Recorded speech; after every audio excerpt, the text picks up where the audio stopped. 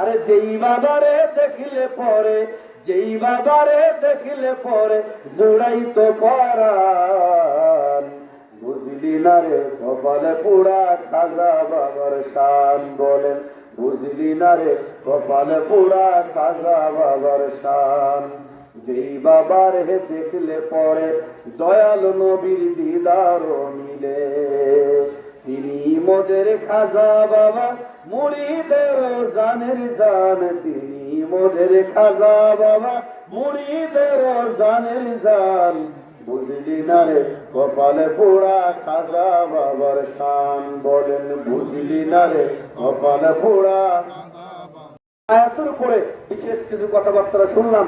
এরপরে আমরা একটু বলতেছিলাম নবীজির আব্বা জান খাজা আব্দুল্লাহ মাথা নিচু করে দাঁড়ায় রয়েছে, মনে আছে না? মাথা নিচু করে দাঁড়ায় রয়েছেন, কোনো ঝগড়া তর্ক না। আমার ভাইয়েরা নবীজির আব্বা জানের নীতি আদর্শ, তিনার নীতি আদর্শের সাথে আমার জাকির ভাইদের নীতি আদর্শ মিলে যায়। হুজুর পাকের কদমে মাথা নিচু করে জোড়া হাত করে অতি আদবের সাথে জাকির ভাইরা দাঁড়ায় থাকতেন। এখনো পর্যন্ত মিয়া ভাইজানের কদমে গেলে, চাচা জানের কদমে গেলে আপনাদের কত, আপনাদের নাতির বয়সও হবে না, কি বলেন? চাচা জানের কদমে গিয়া কদম মুসি করতেছেন, আপনারা কিবা আদবের সাথে দাঁড়াচ্ছেন। এটা কি কোটি টাকার বিনিময়ে সম্ভব? আমার পরে ভাইয়েরা, খাজা আব্দুল্লাহ এমনি সুন্দর সুন্দর জামা পরায়া, সুন্দর পোশাক পরায়া যখন খানায় কাবার সামনে নিয়ে যাওয়া হলো, তখন তো মোবাইলের যুগ ছিল না। কিভাবে কেমনে আমার ভাইয়েরা নূরে মোহাম্মদীর এই বরকতময় বলেন গোটা আরবের মক্কায় সব জায়গায় ছড়ায় গেল। জমিদার নওফেলের মেয়ে মরিয়মের নেতৃত্বে 200 যুবতী নারী চলে আসছেন।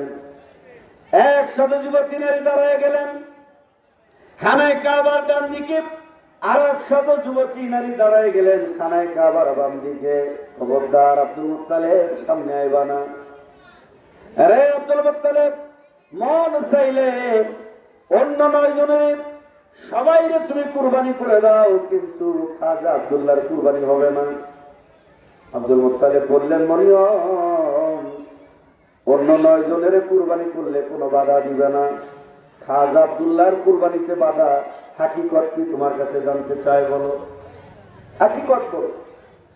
মরিয়ম বলে, রে আব্দুল মুত্তালিব, খাজা আব্দুল্লাহর চেহারা দেখে যেদিন আমরা ব্যবসায় যাই, আমাদের ব্যবসায় লাভ হয়, উন্নতি হয়, বরকত হয়, খাজা আব্দুল্লাহর চেহারার দিকে তাকাইলে অসুস্থ রোগী সুস্থ হয়ে যায়। খাজা আব্দুল্লাহর চেহারার দিকে তাকাইলে পরে পেটের ক্ষুধা দূর হয়ে যায়। আমার খাজা ফরিদপুরি দয়াল দরদি বান্ধবের চেহারা মুবারকের দিকে তাকাইলে জাকির ভাইদের পেটে ক্ষুধা থাকতো নাকি গণ? দয়াল দরদি বান্ধবের চেহারা মুবারকের দিকে তাকাইলে জাকির ভাইদের বাড়ি ঘরের কথা মনে থাকতো নাকি বল? আরে যেই বাবারে দেখিলে পরে, যেই বাবারে দেখিলে পরে জুড়াই তো পরাণ, বুঝলি না রে কপালে পোড়া খাজা বাবার শান। বলেন বুঝলি না রে কপালে পোড়া খাজা বাবার শান। যেই বাবারে দেখলে পরে দয়াল নবীর দিদার মিলে, তিনি মোদের খাজা বাবা মুরিদের জানের জান, তিনি মোদের খাজা বাবা মুরিদের জানের জান। বুঝলি না রে কপালে পোড়া খাজা বাবার শান। বলেন বুঝলি না রে কপালে পোড়া। আল্লাহুম্মা সাল্লি মাশাআল্লাহ, মুহাব্বতে সবাই মুহাব্বতে বলেন।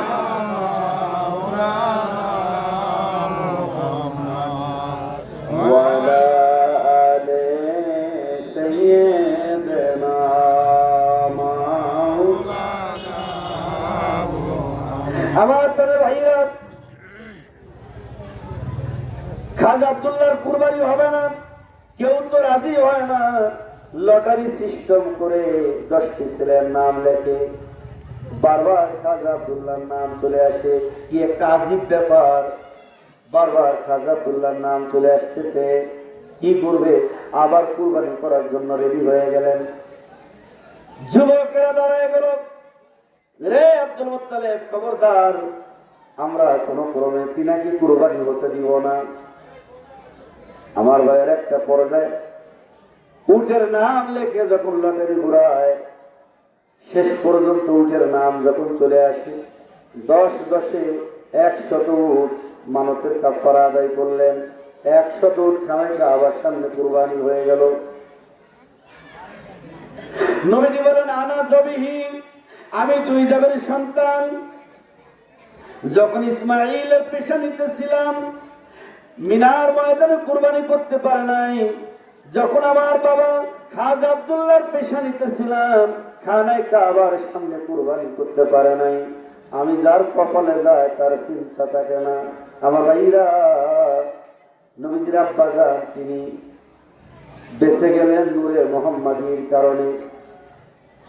ওনার চেহারা এত সুন্দর ছিল, আরবে বের হইলে পরে, বাইরে গেলে পরে পুরুষ মহিলারা ওনার জন্য পাগলের মতো হয়ে যাইত। মহিলারা বলতো, যদি আমার স্বামী বানাইতাম। আবার কেউ চিন্তা করতো, যদি আমার জামাই বানাইতাম। আমার ভাইরা, এইভাবে করে তার চেহারার থেকে নজর ফিরাইতে পারতো না, যার কারণে উনি রুমাল দিয়া এইভাবে কপালটা ঢেকে রাখতেন। কপালে মাহাজন ছিল, নূরে মুহাম্মাদী ছিল, যার কারণে উনি কপালে এরকম রুমাল দিয়া ঢেকে রাখতেন। মিডিয়াতে আমরা অনেক গুজব দেখতে পাই, রুমাল দিয়া কপালটাকে নূরে মুহাম্মাদীর বিরুদ্ধে কথা বলে, আছে না? অত সেই নূরে মুহাম্মাদী খাজা আব্দুল্লাহর পেশানিতে, যখন খাজা আব্দুল্লাহর পেশানিতে থাকার কারণে আমার ভাইরা মানুষগুলি চারিদিক থেকে বিয়ের প্রস্তাব দেন। নবীজির দাদা খাজা আব্দুল মুত্তালিব চিন্তায় পড়ে গেলেন। ওনার বন্ধু আব্দুল ওয়াহাব জওহরীর বাড়িতে যখন গেলেন, বন্ধুর বাড়িতে বন্ধু গেলে ছেলেরা মেয়েরা নাস্তা নিয়ে আসে। মা আমেনা নাস্তা আনার পরে খাজা আব্দুল মুত্তালিব নাস্তা করেন না। রে দোস্ত, আমি নাস্তা করব, আমারে কথা দেওয়া লাগবে। আমি দেখলাম আমার খাজা আব্দুল্লাহর মতো এত সুন্দর সুদর্শন যুবক মক্কায় নাই, তামাম পৃথিবীতে নাই। আমি দেখলাম তোর আমেনার মতো এত সুন্দর রূপসী রূপবতী এই আশরেফে নাই, তামাম পৃথিবীতে নাই। আমার আব্দুল্লাহর সাথে তোর আমেনার মানাবে।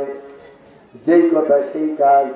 পরবর্তী সময় খাজা আব্দুল্লাহকে সঙ্গে লইয়া নবীর দাদা খানায় কাবার মুতাওয়াল্লি, উনি বিবাহ সম্পন্ন করাইয়া দিলেন, দোয়া করলেন। সেদিনের মানুষগুলি দোয়া করতে জানতো, আল্লাহর কাছে যে চাইতে হয় এটা তারা জানতো। আমার ভাইরা, এই মুনাজাতের বিরোধিতা, দোয়ার বিরোধিতা করে, যার কারণে দেখেন মাইকিং করে, অনাবৃষ্টি, বৃষ্টি তো হয় না, মাইকিং করে করে এবার একটা মাঠে হাজির হও। একটা মাঝে হাজির হয়ে কত চিল্লায় পাল্লায় কান্দে, তারপর বৃষ্টি হয় না। ঠিক কিনা করে দল, কোনো কাম হয় না। সারা জনম দোয়ার বিরোধিতা করছো, আর এখন বৃষ্টি বন্ধ হয়ে গেছে, এখন আইসো হাত তুলে দোয়া করতে, এত সোজা? নবীজির দাদা দোয়া করলেন। খাজা আব্দুল্লাহ বউ লইয়া বাড়িতে চলে আসলেন। আজকে তিনাদের বাসর রাত। খাজা আব্দুল্লাহ বলে, আমেনা, আমার বাবার বন্ধুর মেয়ে তুমি, আমার বড় পছন্দের। আমেনা, আমি জমিদার নওফেলের মেয়ে মরিয়মকে কথা দিয়েছিলাম, আমি তাকে বিয়ে করব, তোমার পারমিশন চাই। মা আমেনা বলেন, এই মাত্র আমাকে নিয়ে আসলেন, আমি এখনো ভালো করে আপনার চেহারা দেখতে পাই নাই, আপনি দ্বিতীয় বিয়ে করতে চান, যান, আমি আপনাকে পারমিশন দিয়া দিলাম। নবীর মা বলে কথা, নবীর মা পারমিশন দিয়া দিচ্ছেন, তবে আমার সামনে একটু দাঁড়ান। খাজা আব্দুল্লাহ যখন দাঁড়াইছেন, মা আমেনা জড়ায়া দইরা কপালটার একটু আগাম না, মাথা নিচু করা মাত্র মা আমেনা আস্তে করে জড়ায়া দইরা যখন কপালের মধ্যে চুম্বন লাগাই দিছে গো, 2 ঠোঁটের মাঝখান দিয়া নূরে মুহাম্মাদী ট্রান্সফার হইয়া গিয়াছে। খাজা আব্দুল্লাহ চলে গেলেন, মরিয়মের বাড়ির সামনে গিয়ে ডাক দিলেন, মরিয়ম, বন্ধুর গলার আওয়াজ শুনে বাইরে চলে যাচ্ছে। মরিয়মের চেহারা হঠাৎ মলিন দেখা যায়। আব্দুল্লাহ বলে, মরিয়ম, অন্য দিন আইলে পরে তুমি আমারে বইতে দাও, পিঠা দাও, নাস্তা দাও, পানি দাও, কত আনন্দ করো। আজ আমার দিকে তাকায় কেন জানি তোমার চেহারা মলিন হয়ে গেছে বলে। আহা, মরিয়ম বলে, আব্দুল্লাহ রে, সত্য করে বলো রে আব্দুল্লাহ, তুই কি বিয়া করছস নাকি রে আব্দুল্লাহ? আব্দুল্লাহ বলে, মরিয়ম, বিয়ে করছি, আমার বাবার বন্ধুর মেয়ে আমি নাকি। মরিয়ম বলে, রে আব্দুল্লাহ, এই জন্য তোর চেহারার দিকে তাকাইলে আগে আমার কলিজা ঠান্ডা হয়ে যাইতো, বড্ড ভালো লাগতো, আমি খুশি হইতাম। আজকে তোর চেহারার দিকে তাকানো মাত্র আমার মনে হয়েছে আমি যেন কি বড় একটা নিয়ামত হারায় ফেলেছি, আমি যেন কি হারায় ফেলেছি। আমার কলিজার ভিতরে অদৃশ্য আগুন দাও দাও করে জ্বলছে। আব্দুল্লাহ রে, রে আব্দুল্লাহ, আমি তোর চেহারার পাগল না, আমি শুধু তোর কপালে নূরে মোহাম্মদী ছিল, যার কারণে আমার বড় স্বপ্ন ছিল নূরে মোহাম্মদীর মা আমি হব। আব্দুল্লাহ বলে, মরিয়ম, আমি বিয়ে করেছি বটে, তবে আমার বিবির সাথে এখনো মিলিত হই নাই, বাসর হয় নাই। মরিয়ম বলে, তাহলে বসো, আমার বাবা জমিদার নফল যে তাওরাত জাবুর ইনজিল কিতাব পড়তো, কিতাবগুলি দেখবো।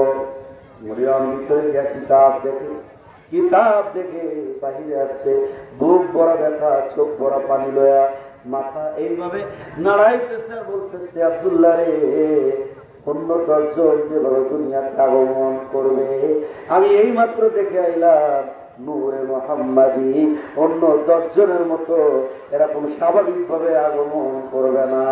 জোরে জোরে কন্যা আল্লাহু আকবার। আব্দুল্লাহ, আমি কিতাবে দেখে আইলাম তোর কপালের মধ্যে আমি না সুম্মন করছে নি, কয় হ, কয় 2 ঠোঁটের মাঝখান দিয়া নূরে মোহাম্মদী ট্রান্সফার হয়ে গিয়েছে।